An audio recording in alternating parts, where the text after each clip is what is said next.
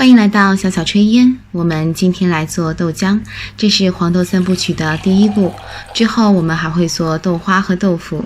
点击订阅按钮并打开旁边的小铃铛，这样就不会错过啦。首先来浸泡黄豆，取半杯的黄豆，大约就是100毫升，放入保鲜盒中，加入清水，盖上盖子，放到冰箱12个小时。时间太短的话，黄豆还很硬，不利于出浆；时间太久的话，黄豆就会开始发出豆芽。黄豆已经泡好了，泡黄豆的水一定要倒掉，并且将黄豆反复冲洗几次。在搅拌机中加入黄豆，再加入500毫升的水，启动搅拌45秒。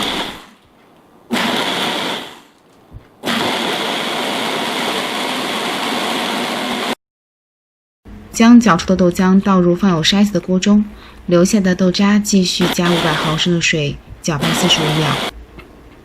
再重复一次，这次加300毫升的水搅拌。搅拌之后，豆渣这个时候也会开始变得透明。在豆渣中加入最后的200毫升的水，并且将这些豆渣也倒入放有筛子的锅中，静置5分钟。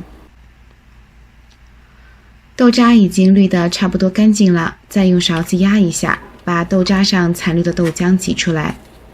接下来就可以煮豆浆了。煮豆浆最担心的事情就是扑锅，所以在煮豆浆的过程中，最重要的就是火候。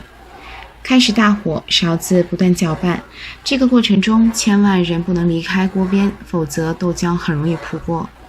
当豆浆已经有明显的热气上升，但是还没有开始沸腾的时候，就可以转成中小火，千万不要等到豆浆沸腾，那么就一定会扑锅。盖上盖子，留一个比较大的缝，这样继续煮30分钟。浓郁的豆浆就做好了。周五的晚上泡上黄豆，周六早上给全家人每人准备一杯豆浆，想想都是无比惬意的事情。如果今天的视频对你有帮助，就帮我点个赞吧。感谢大家收看，我们下期再见。